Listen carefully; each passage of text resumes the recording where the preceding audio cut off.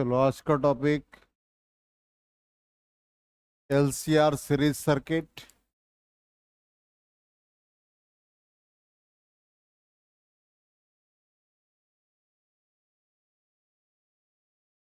तो कल थोड़ा ब्रीफ भी किए थे एलसीआर सीरीज सर्किट को।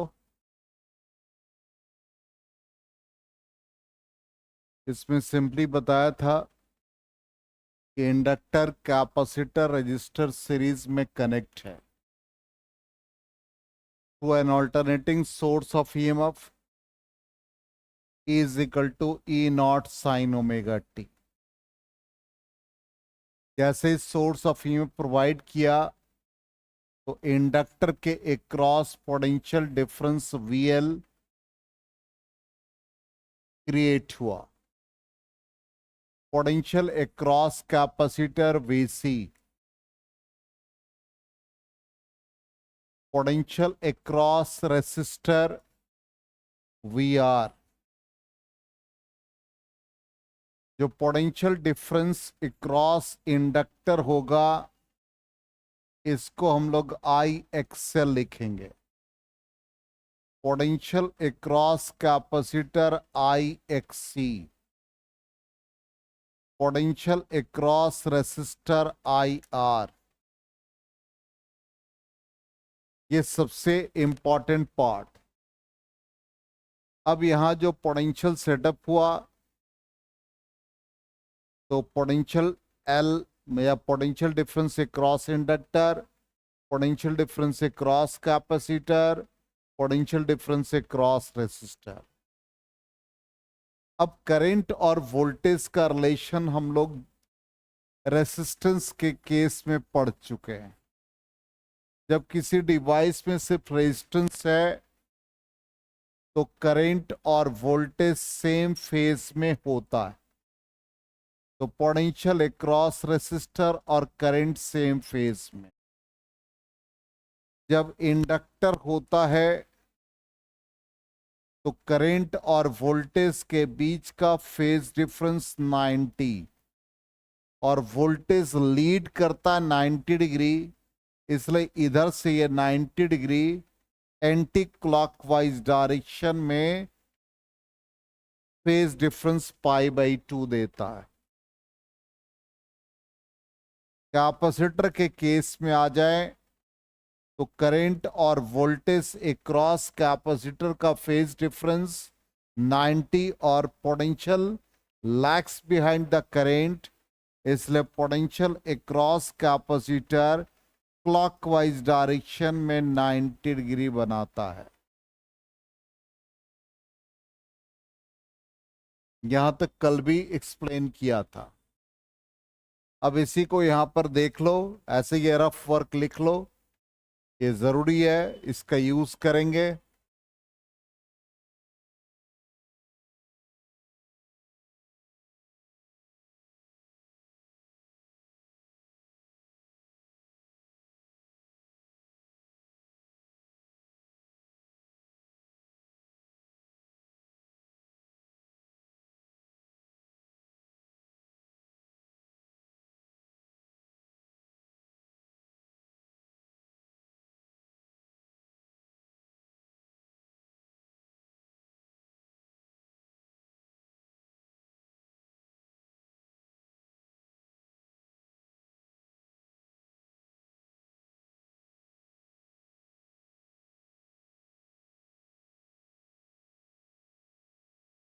हो गया, इरेज करें। तो अब देखो यहां पर वही लिखा, अप्लाइड पोटेंशियल या applied EMF appears as voltage drops VL, VC and VR across L, C and R respectively. तो यहां पर देखो in R current and voltage are in same phase. तो इसका ग्राफ का भी नेचर देखो क्या है। इसका फेजर डायग्राम भी कहता है करंट और V R in same phase, same line में। ठीक इन इंडक्टर एल के कंडीशन में current lags behind, means voltage leads the current, इसलिए वीएल करंट से 90 डिग्री फॉर्म कर रहा है। कैपेसिटर के केस में current leads the voltage, means voltage lags behind the current, इसलिए यहां पर वोल्टेज नीचे है 90 डिग्री। अब इन सब को हम कंबाइन करेंगे और एक फेजर डायग्राम तीनों का कंबाइन फॉर्म बनाएंगे। तो यहां पर ये फेजर डायग्राम में करंट का डायरेक्शन ले लिया और इसी के अलोंग हमने यहां पर वी आर लिख दिया। अब इस वी आर से 90 डिग्री एंटी क्लॉकवाइज जाएंगे तो वी एल बन जाएगा, ये वी एल बन गया। और क्लॉकवाइज यहां से जाएंगे तो वी सी बन जाएगा, ये वी सी बन गया। क्लियर? अब इसको हम लोग सिंप्लीफाई करेंगे और फिर फेज डायग्राम से इसका इफेक्टिव वैल्यू निकालेंगे। यहां तक क्लियर? तो ये ग्राफ आपको जैसे लिखा ऐसे ही आपको एग्जाम में भी लिखना है। ठीक, ग्राफ भी ऐसे ही प्लॉट होगा। इसके बाद जो ग्राफ बनेगा वो बन जाएगा ये कि यहां पर VL माइनस VC इफेक्टिव आ गया। कैसे आया? सिंपल, ये हम लोगों ने जो ऐसे ड्रॉ किया था VR, ये हमारा VL था और इधर VC था। तो जब फेजर डायग्राम में बनाएंगे तो इन दोनों का इफेक्टिव वैल्यू लेंगे तो ये इस फॉर्म में आ जाएगा। इधर VR हो गया और इधर इफेक्टिव बन जाएगा VL माइनस VC। वही हमने यहां पर ड्रॉ किया। अब ये VR को हमने कंप्लीटली इधर दिखाया जिधर करंट है, और फिर फेजर डायग्राम के लिए पैरेललोग्राम फॉर्म कर जाएगा तो ये डायगोनल रिजल्टेंट को रिप्रेजेंट करेगा। वही यहां पर हमने दिखाया, ये VR है, ये VL माइनस VC। तो ये जो डायगोनल बना इस पैरेललोग्राम का वो रिजल्टेंट को रिप्रेजेंट कर रहा है। अब रिजल्टेंट को रिप्रेजेंट कर रहा है, मान लो ये फेजर डायग्राम में इस तरह से हमने सॉल्व किया तो ये आया VL माइनस VC के फॉर्म। तो VL माइनस VC के फॉर्म में आ गया। यही हमने यहां पर दिखाया। देखो ये क्या था भाई, पहले क्या था ये VL माइनस VC कैसे आ गया? VL ऊपर था, VC नीचे था। इफेक्टिव वैल्यू क्या दे दिया? VL माइनस VC दे दिया। अब यहां पर यही 90 डिग्री, यही हमने यहां पर एक पैरेललोग्राम फॉर्म किया। ये डायगोनल हमारा रिजल्टेंट कल भी बता दिया था, और ये दोनों का फेज डिफरेंस करंट और EMF के बीच फाई को रिप्रेजेंट कर रहा। अब इसी को हम लोग O to A, O to B और O to C। अब इस पूरे पैरेललोग्राम में देखें तो OC हमारा डायगोनल है तो रिजल्टेंट को रिप्रेजेंट करेगा। ठीक, OA square plus AC square. OA क्या? वोल्टेज अक्रॉस रेसिस्टर है। AC parallel to OB, OB के पैरेलल VL माइनस VC है। इसको लिख देंगे VL माइनस VC का स्क्वायर। ये OC रिजल्टेंट EMF।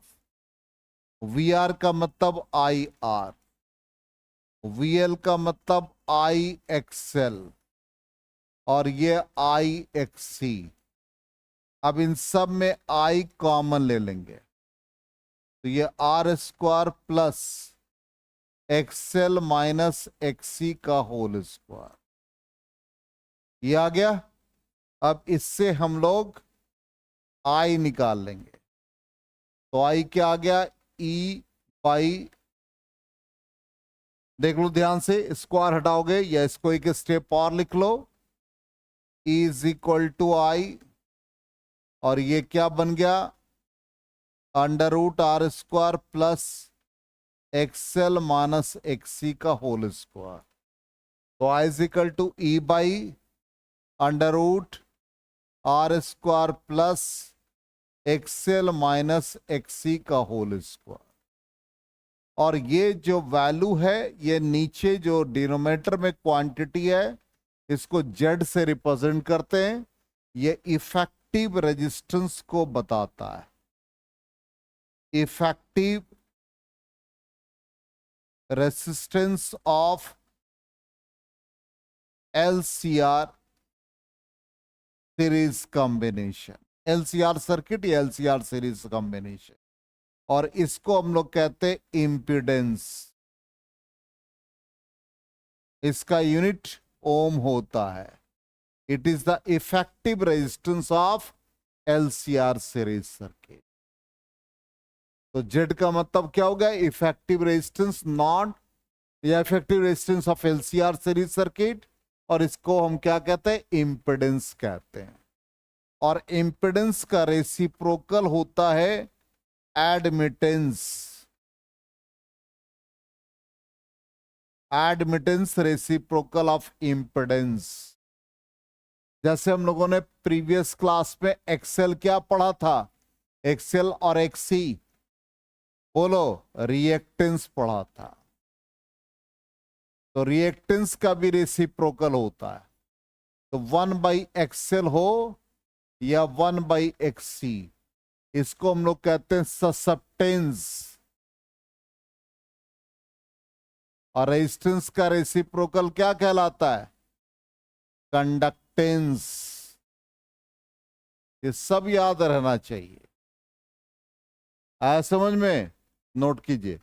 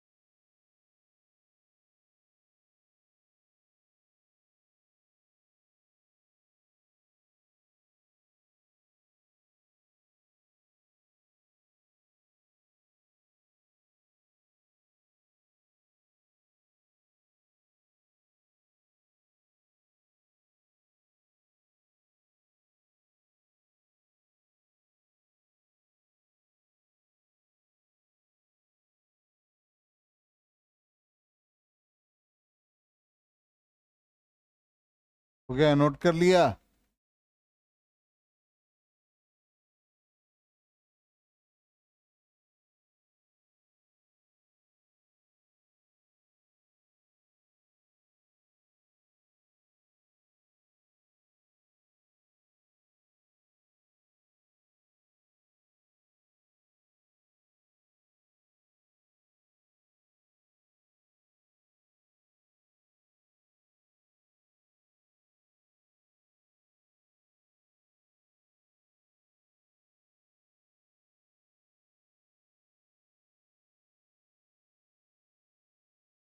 हो गया। अब यहां इंपेडेंस वगैरह सब समझ में आ गया, क्लियर। अब यहां पर एक चीज और जानना है, उसको हम लोग कहते हैं इंपेडेंस ट्रायंगल।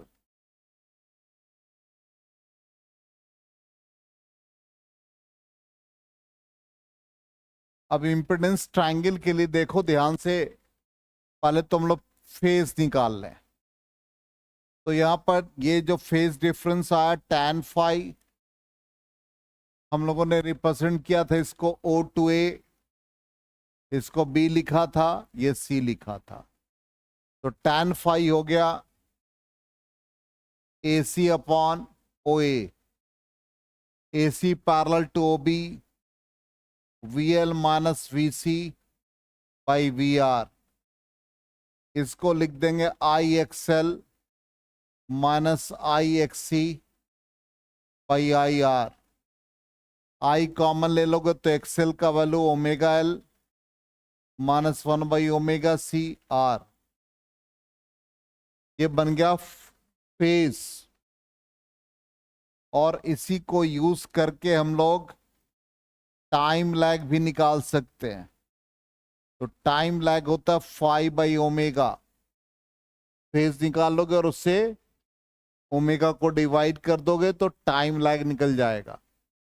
अब इंपेडेंस ट्रायंगल का मतलब एक ऐसा ट्रायंगल जिसमें ये फेज को रिप्रेजेंट कर रहा है, ये VL माइनस VC, ठीक। तो ये VL माइनस VC लिखते हैं, इसका मतलब यदि रेजिस्टेंस के केस में लिखेंगे तो क्या आएगा, XL माइनस XC, और ये R और ये Z।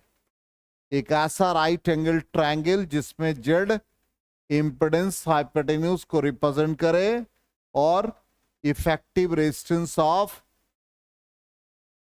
जो भी दे रखा है L और C का वो परपेंडिकुलर और रेजिस्टेंस बेस को रिप्रेजेंट करे। तो इससे भी डायरेक्टली आप देखो tan फाई निकालोगे तो क्या आएगा, XL minus XC by R। आगे समझ में, नोट कर लीजिए।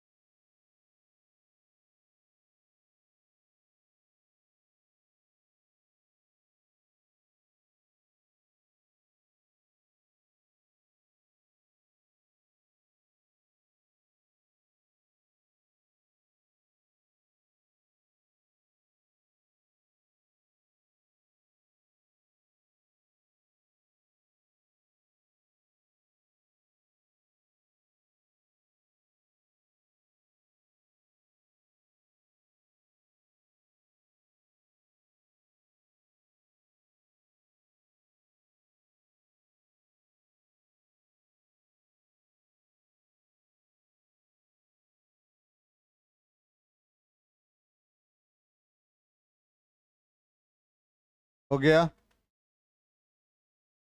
तो ये LCR का सारा पार्ट हो गया, effective resistance, impedance triangle, phase difference और नेट करंट।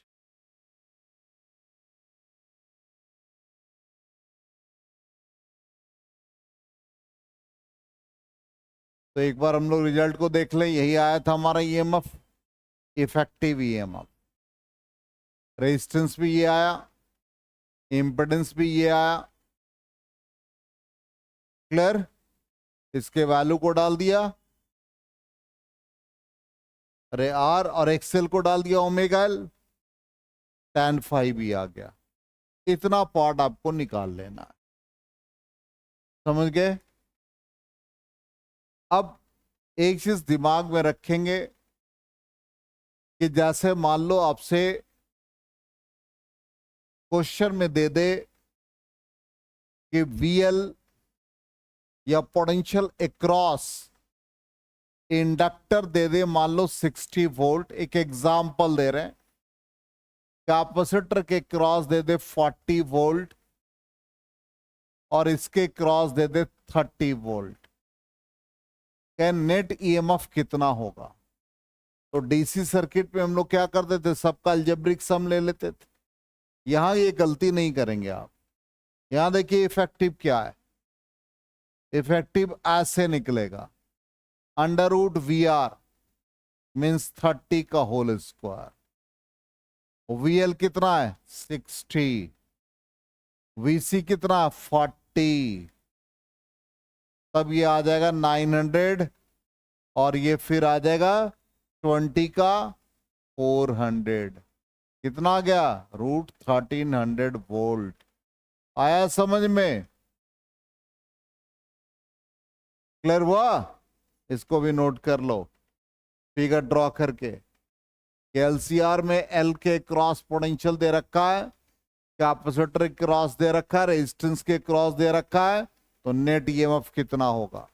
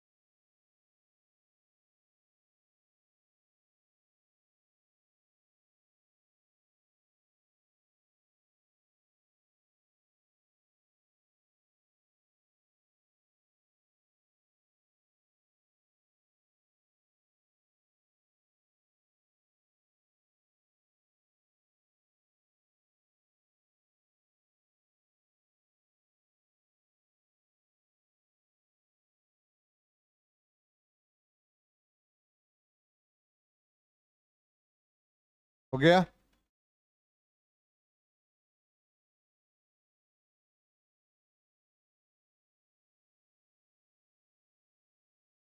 चलो अब आ जाओ, एलसीआर था, अब इसी में हम लोग नेक्स्ट कॉम्बिनेशन, ये tan फाइव ही था, एलआर कर दे। तो अभी जो हम लोगों ने एलसीआर पढ़ा इसमें सी नहीं होगा, ओनली एलआर। तो potential cross inductor, potential cross resistor, तो वीएल क्या लिखेंगे आई एक्सएल, वी आर क्या लिखेंगे आई आर। ठीक, अब वी आर और करंट सेम फेस में होंगे, रेजिस्टेंस के केस में, रेजिस्टेंस के केस में करंट और वोल्टेज सेम फेस में। पहला फेजर डायग्राम। दूसरा, वीएल लीड करता है 90 डिग्री और करंट लैग्स बिहाइंड, तो वीएल को हम लोग दिखा देंगे करंट से 90 डिग्री पर। आ गया समझ में? अब इसका फेजर डायग्राम, ये हमारा आई और वी आर, इधर क्या बन गया वीएल 90 डिग्री। क्लियर?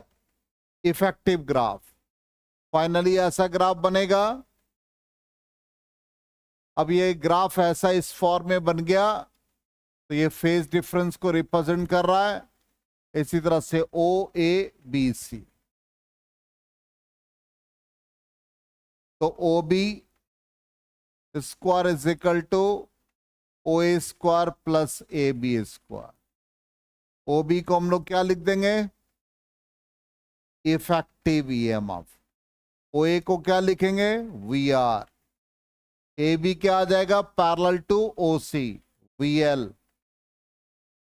ठीक, ई स्क्वायर, इसको क्या लिखा था आई आर, इसको क्या लिखा था I XL, I square common, R square plus XL का स्क्वायर हो गया, तो I equal to E by under root R square plus XL का स्क्वायर हो गया।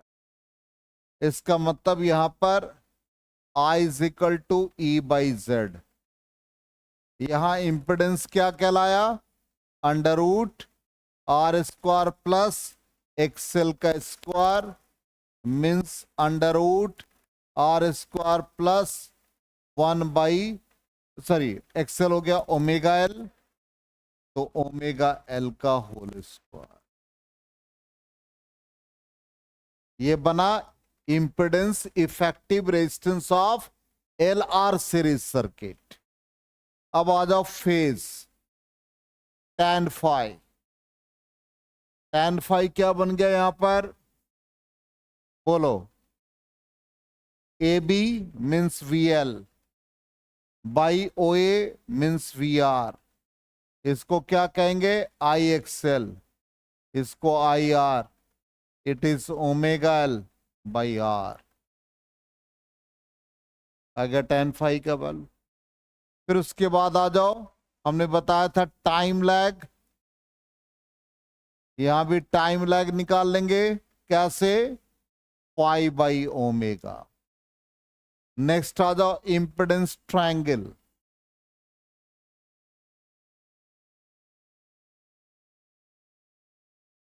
इंपेडेंस ट्रायंगल में क्या बन जाएगा, ये हमारा फाई बना, ये क्या बन गया एक्सएल मीन्स ओमेगा एल, ये आर और ये जेड। क्या समझ में। इसी तरह से आप सीआर सर्किट का भी प्रैक्टिस कर सकते हैं। क्लियर हो गया, एक सीखेंगे सारा बन जाएगा।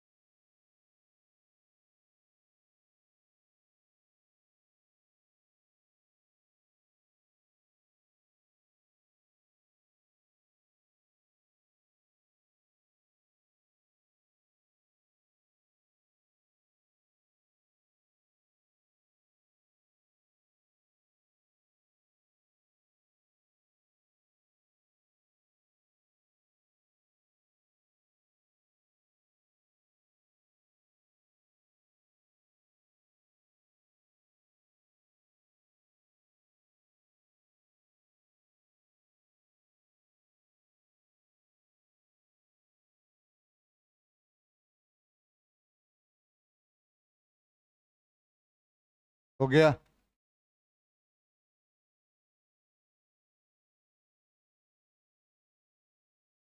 तो एलसीआर और एलआर सर्किट दोनों हो गया, सीआर आप प्रैक्टिस कर लोगे।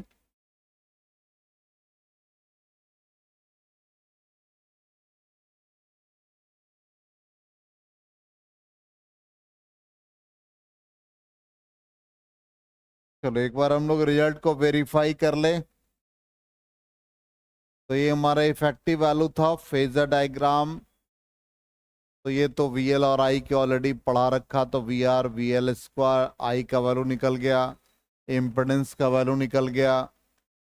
ठीक, यहाँ पर एक्सएल और आर के फॉर्म में, वहाँ ओमेगा एल आर के फॉर्म में, और tan फाई निकाल दिया, ओमेगा एल बाई आर या एक्सएल बाई आर।